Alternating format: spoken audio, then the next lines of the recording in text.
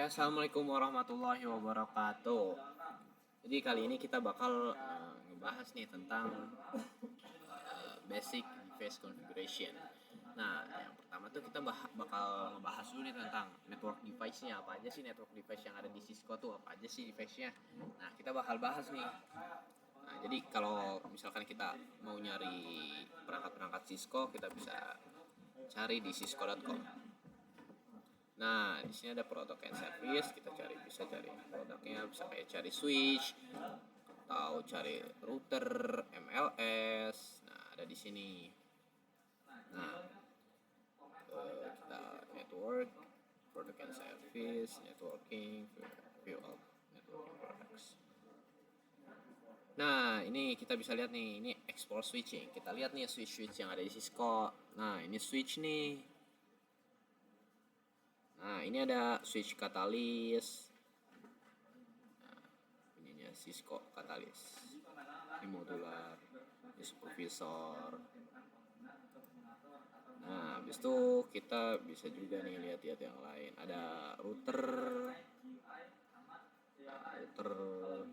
ada katalis. Ini router.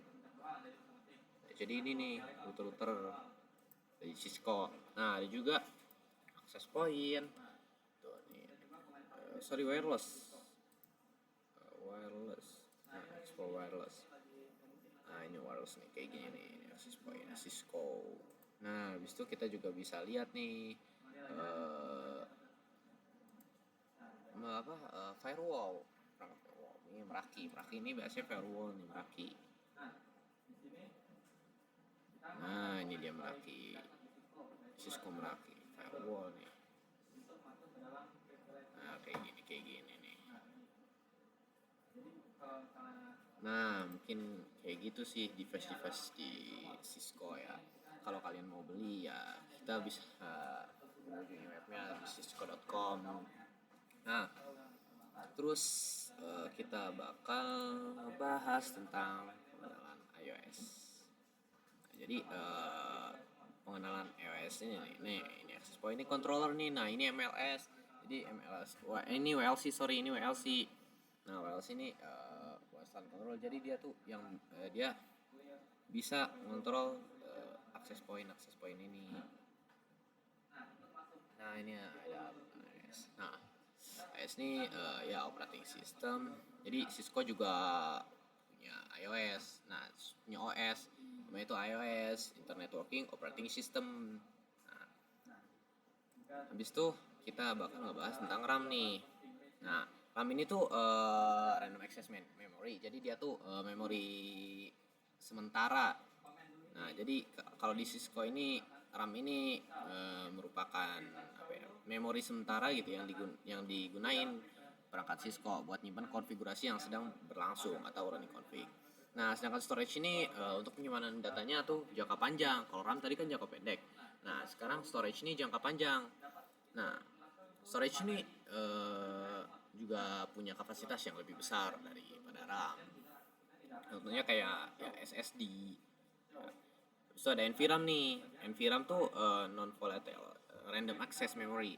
Nah, NVRAM nih memori yang digunain di Cisco buat nyimpen file startup config-nya. Jadi konfigurasi yang disimpan. Nanti konfigurasi itu disimpannya di NVRAM ini. Nah, ROM, read only memory. Nah, ROM ini buat nyimpen program kecil nih, buat proses booting perangkat. Nah, ROM di perangkat Cisco tuh bisa disebut dengan bootstrap program atau bootloader. Ada flash. Nah, flash nih biasanya digunainnya di perangkat Cisco. Jadi flash ini tuh, memori flash ini tuh buat tempatnya nyimpen iOS image plan sama VLAN. Nah, habis itu ada nih Cisco Device Boot Sequence. Nah, jadi sebelum kita nyalahin perangkat Cisco kayak switch, router, itu tuh kita bakal melakukan ada tuh namanya proses boot sequence. Di proses booting dulu perangkatnya. Nah, ada urutannya juga. Jadi pertama nih, kita nih kalau habis ngereset apa enggak nyalain perangkat Cisco, itu kan dicolokin. Nah ini bakal ada namanya boot sequence dulu. Nah habis itu proses nih diawalinnya tuh switch. Misalkan kita switch nih, switchnya tuh ngejalanin yang namanya post. Nah post nih ada di tersimpan di ROM. Nah post nih bakal ngecek dulu CPU sama RAM, storage. Kalau misalkan udah oke semuanya, nah habis itu switch nih bakal ngejalanin lagi nih bootloader softwarenya. Nah bootloader nih program kecil yang tersimpan di ROM. Nah habis itu ada ini nih, bootloader nih bakal ngejalanin low level CPU-nya. Nah jadi dia tuh nganalisis CPU-nya sama register sama kontrol memori juga, yang kontrol memori. Nah habis itu bootloader nih buat nganalisasi nih, buat nganalisis flashnya, file flashnya pada sistem boardnya. Nah habis itu bootloader jangan iOS-nya. Sama terakhir perangkat sistem ini bakal ngejalanin startup config yang bakal yang udah disimpan di NVLA. Nah kayak gini nih buat Square. Nah habis itu kita next ke pengenalan command line. Nah pengenalan command line ini ya simple, kita bakal mungkin gunain Cisco pakai tracer CPT. Nah kita bakal switch, misalkan switch nih. Nah kita ke CLI-nya. Nah ini namanya booting nih tuh, flash gitu. Ini booting namanya, ketika kita ngejalanin perangkat tuh ya ada booting dulu. Ini namanya buat sequence. Kita enter, kita enable. Habis itu ini kita bisa ngelihat konfigurasi yang udah kita simpen apa enggak. Kita bisa ngelihat pokoknya kalau kita pengen ngelihat gitu, kita bisa komennya tuh show. Nah ini shownya. Nah show apa gitu misalkan, ini kita tanda tanya aja. Nah ini kita bisa ngelihat show DTP, show flash, show history, show interface, buat ngeliat interface-nya. Nah gitu tuh. Ini kalau kita pengen ngeliat, kita harus ke show. Habis itu ada yang namanya exit. Exit nih buat berpindah dari satu mode ke mode sebelumnya. Kita bisa menggunakan exit. Nah tuh kita enable lagi, kita exit. Nah ini dia keluar beda mode lagi.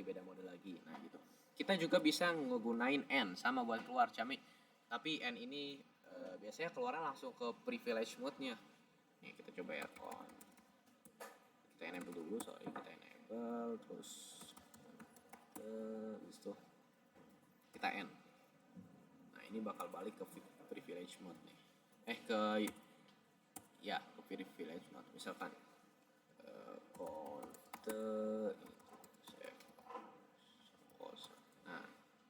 sorry belum dicolok. Nah pokoknya kalau N tuh balik ke privilege. Nah habis itu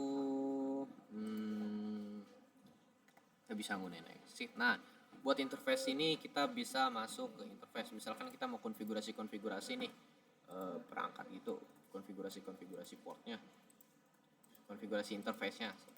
Nah kita bisa colokin dulu. Nah kita bisa masuk ke interface-nya. Kalau kita mau masuk ke interface-nya, kita bisa ketik command interface FA01. Nah tergantung interface-nya yang dicolokin. Nah ini masuk interface, jadi kita udah bisa nambahin IP address atau segala macam pada interface ini. Nah buat ngejalaninnya, nah defaultnya tuh kalau di CPT ini defaultnya emang mati sih. Defaultnya tuh mati, jadi perangkat Cisco tuh interface-nya mati semua. Jadi kalau kita mau ngaktifin interface-nya nih biar bisa konfigurasinya masuk, kita tinggal shutdown aja. Nah ini aktif nih. Nah kalau kita mau matiin lagi, kita tinggal shutdown. Nah ini mati nih, change state down to down. Nah ini mati. Nah habis itu kita ngebahas tentang command line udah. Use navigation. Oke, use navigation. Nah use navigation nih cara pindah sih dari mode ke submode. Dari ya dari mode ke submode di CLI. Nah, kita ada 3 mode. Yang pertama tuh ada user mode.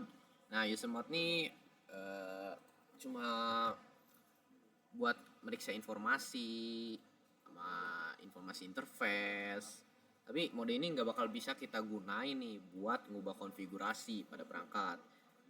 Nah, mode ini nanti biasanya pakai simbol ini nih.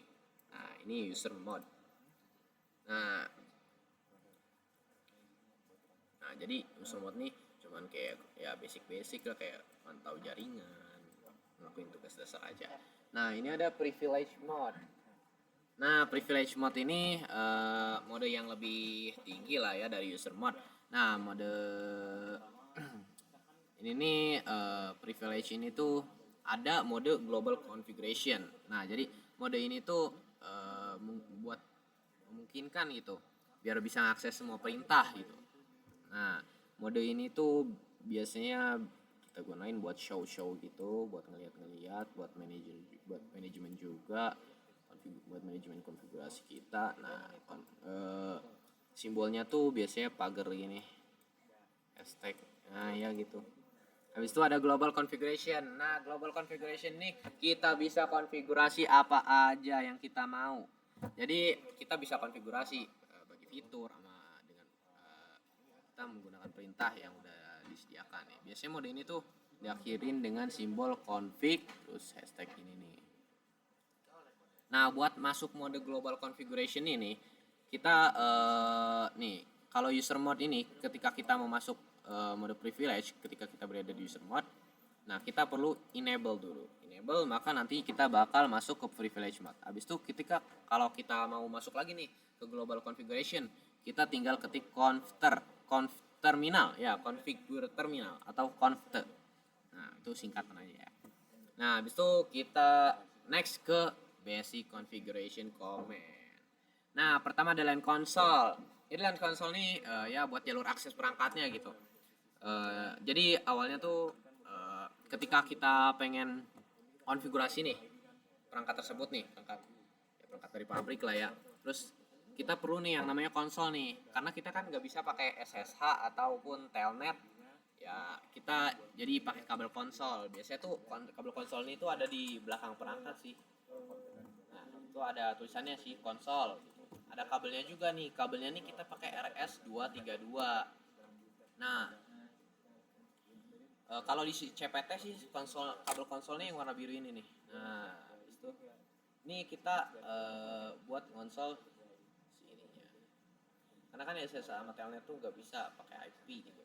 Mesti pakai IP. Sedangkan kita belum konfigurasi IP address gitu. Nah, itu ya caranya kita bisa masukkan konsol. Kalau kita mau ngasih password buat si konsol ini nih, kita bisa juga ngasih password di line konsol gitu. Di line konsol nih kita buka CPT. Ini dulu ya, kita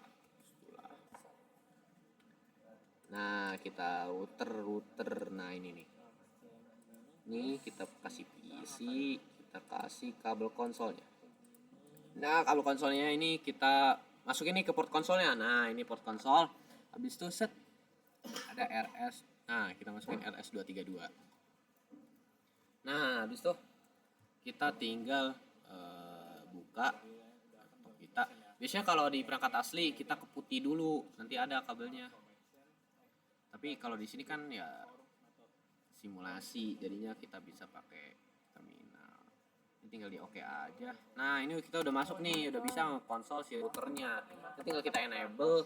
Terus kita kalau kita mau masuk ngasih passwordnya ke si konsolnya ini, kita masuk dulu ke global configuration. So kita line console. Nah, konsol 0 nih nomornya. Nah, ini kita bisa kasih passwordnya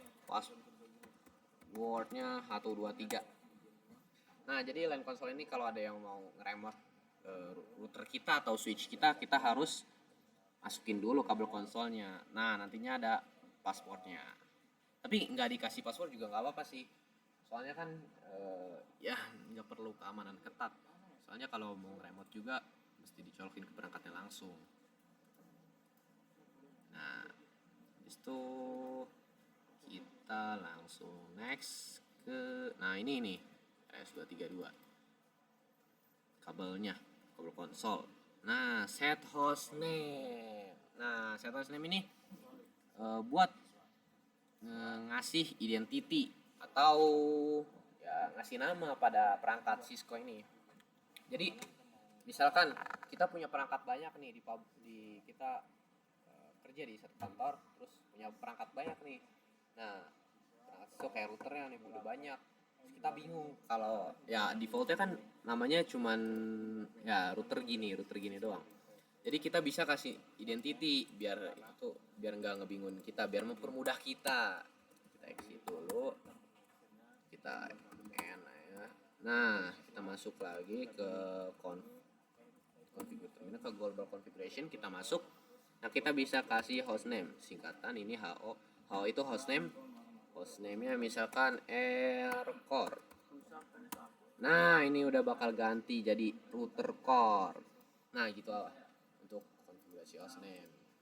Nah, setelah itu kita next ke banner MOTD.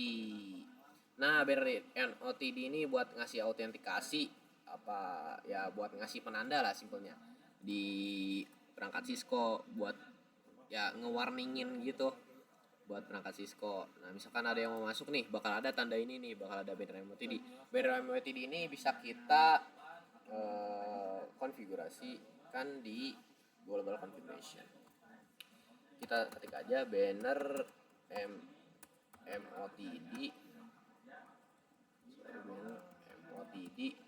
Habis itu kita mesti pakai special karakternya, misalkan bebas, up to you, special karakter kayak Y atau X, pakai X deh.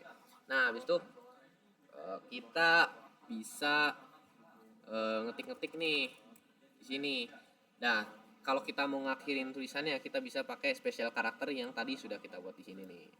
Nah, misalkan apa ya? Kita danger.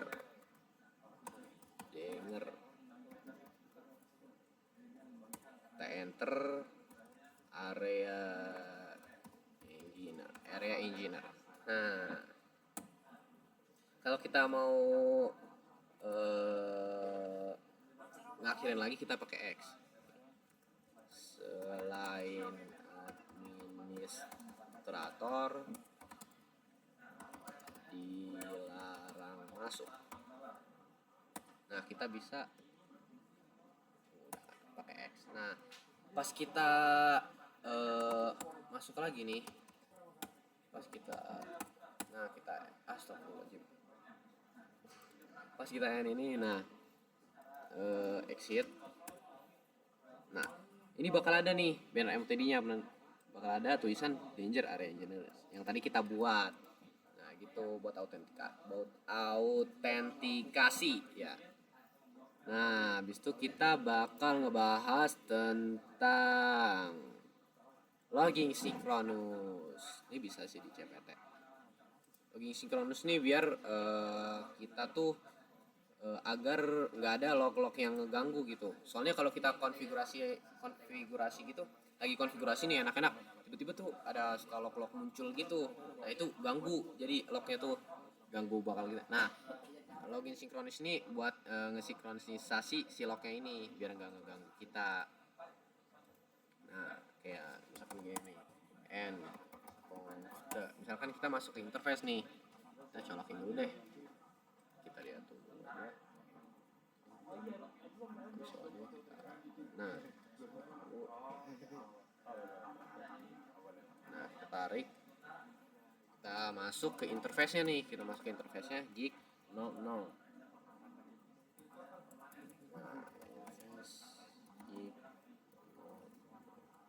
Ini no shutdown, kita no shutdown. Nah, ini tuh bakal mesti kita mesti pencet enter dulu gitu. Baru dia muncul lagi sub interface-nya. Nah, buat biar kita nggak perlu enter lagi, biar kita nggak perlu repot-repot lagi, itu kita bisa pakai login sinkronus. Kita di global configuration ketik aja login.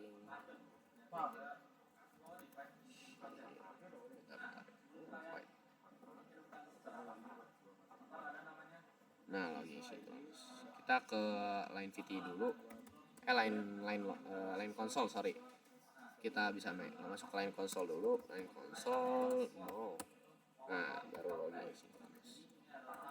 Login sinkronus. Nah, ketika kita masuk lagi nih interface kosong sorry. Nah, ini udah kita nggak perlu enter lagi nih karena lognya udah sinkronisasi, jadi ya nggak ngeganggu kita saat kita lagi konfigurasi gitu. Habis itu kita ngebahas lagi nyeting password pakai device ya. Setting password nih buat device-nya, buat device buat device gitu. Kita bisa di perangkat Cisco ini bisa kita kasih password. Jadi kalau ada yang masuk bakal ada password. Nah, jadi buat ngasih password sih kita enable dulu di konfigurasi terminal. Nah, ada dua cara sebenarnya buat ngasih password ini. Yang pertama tuh enable password. Enable password tuh jadi kita enable password. Nah, enable password nih kita bisa ketik enable password di global configuration. Nah, terus passwordnya apa? Misalkan akses. Nah, kita coba ya. Kita exit. Nah, ini bakal kalau kita enable nih bakal dimintain passwordnya. Tadi passwordnya kan akses. Nah, baru deh bisa masuk.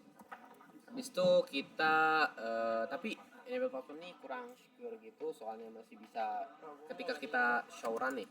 Ketika kita show run, semua konfigurasi yang sedang berjalan, show run config ini dia kelihatan passwordnya di mana tadi. Nah, ini enable passwordnya akses nih, passwordnya kelihatan. Jadinya kurang secure gitu. Kalau mau di enkripsi enable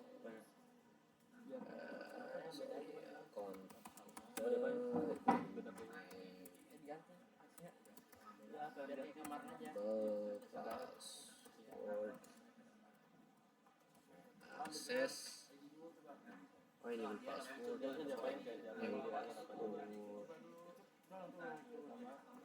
akses.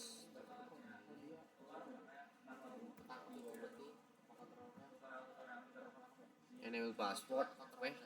Jadi enable password ini kurang secure gitu.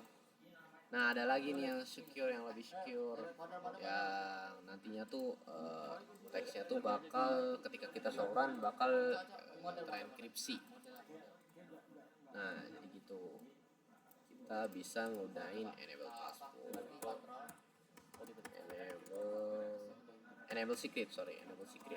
Nah, enable secret ini lebih secure soalnya pas kita ngebuat passwordnya nih, passwordnya otomatis bakal nggak berbentuk teks, jadi berbentuk kan pokoknya passwordnya tuh nanti bakal transkripsi jadi bentuk-bentuk ya, pokoknya nggak jelas gitu deh. Nah, ini enable secretnya kita bisa misalkan router nih. Nah, ketika kita show run nih, do ini ketika kita mau yang menu ada di preview. Ketika kita di global configuration tapi menunya tuh ada di privilege, kita bisa menggunakan do ini. Nah, ini dia passwordnya. Padahal tadi router doang, tapi jadi transkripsi gini. Biasanya kalau enable jadi MD5 enable script nih, biasanya kalau ada dua kayak gini, enable script sama enable password, dia bakal ngegunain enable scriptnya. Soalnya lebih secure, dia bakal ngegunain yang lebih secure. Iya, cuma udah bisa ya. Makanya nggak kebaca ya.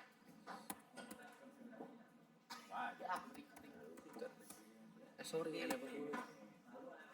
Oh bisa sih. Coba di returnnya, dilihat returnnya. Kita enable. Coba lihat siswanya itu apa. Nah, Ada benar siswa. Bukan bisa. itu kan Next. balik ke ini dia ke apa? Nah, kita next ya. Siswa. Kita next ke save configuration. Nah, ada dua cara nih buat kita nge-save configuration. Nah, jadi yang pertama tuh ada running config startup config. Jadi ini tuh kita tuh nge-copy si running config ini, konfigurasi yang sedang kita jalankan ke startup config. Jadi konfigurasi yang tersimpan. Jadi yang sedang berjalan ini kita Oh, ini copy gitu, kita ini nggak boleh di copykan ke atas. konfigurasi yang tersimpan. Jadi kalau perangkatnya mati itu tuh konfigurasinya ada di startup config. Jadi nggak bakal hilang. Tapi kalau kita nggak nge-save itu bakal hilang. Nah, kita bisa di sini. Kita bisa di kita menunya ada di village one.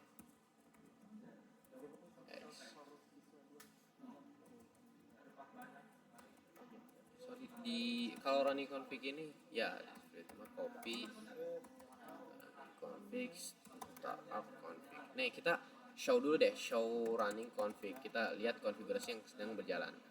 Nah, di sini yang konfigurasi yang sudah kita buat tadi ada di running config. Nah, kita show startup config. Nah, ini nggak ada nih, jadi belum ada konfigurasi yang kita simpen. Nah, ketika ini mati nih, nanti kita bakal konfigurasi dari ulang lagi karena nggak kesimpan di startup config ini. Maka kita copy dulu nih running config-nya ke startup config. Nah, tinggal enter aja. Oke, selesai. Kita show lagi startup config-nya. Apakah sudah ada? Tentu ada. Ini konfigurasi yang tadi di running config. Habis itu kita bisa juga dengan cara write. Write ini lebih simple, jadi sama aja. Tapi write ini lebih simple. Biasanya kita lebih sering gunainnya write. Nah, ini building configuration. Ini buat nge-save konfigurasi kita biar nggak hilang kalau perangkatnya mati gitu. Nah, habis itu ada addressing perangkat. Nah, ini bisa nih kita ngakses IP address. Kita memberikan IP address pada perangkat. Nah, pada Cisco ini router Cisco ini kita bisa ngasih IP address enable ada di global configuration. Nah, sini bisa kita ketik nih, kita masuk interface-nya dulu. Kita masuk sub interface-nya di sini kita menggunakan interface gig 00.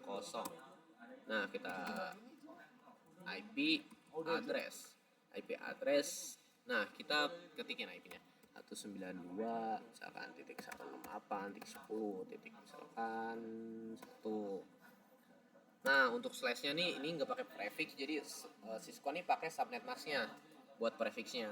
Jadi kita pakai 255 misalkan slash 24 atau enggak slash 30 252. Nah, ini bisa kita. Nah, jangan lupa nih shutdown dulu biar IP masuk. Nah, kita bisa juga ngeping dari PC nih kalau udah kayak gini. Kita ke desktop, kita ini dulu close dulu ya. Kita kasih IP-nya dulu nih di desktop. Tadi 192.168.10.2 berarti. Nah, subnet max-nya 252. Nah, gateway-nya kita pakai IP router-nya. Gateway-nya 192.1. Nah, ini bisa kita ping nih. Kita coba ping. Kita ping di command prompt, ping 192.168.10.1. Coba. Nah, ini reply, udah bisa ping, udah bisa saling terhubung. Itu addressing cara pada perangkat. Pokoknya jangan lupa no shutdown. Ini penting. Kalau kita shutdown nih, dia bakal tembok. Kita coba ping lagi. Nah, dia tembok. Dia nggak bisa nge-ping. Karena kita interface-nya kita shutdown, kita matiin. Habis itu kita bahas ya. Nah, di next video kita bakal ngebahas tentang reset password atau reset perangkat pada Cisco. Oke, mungkin cukup sekian videonya. Thank you buat yang udah nonton. Terima kasih banyak. Assalamualaikum warahmatullahi wabarakatuh.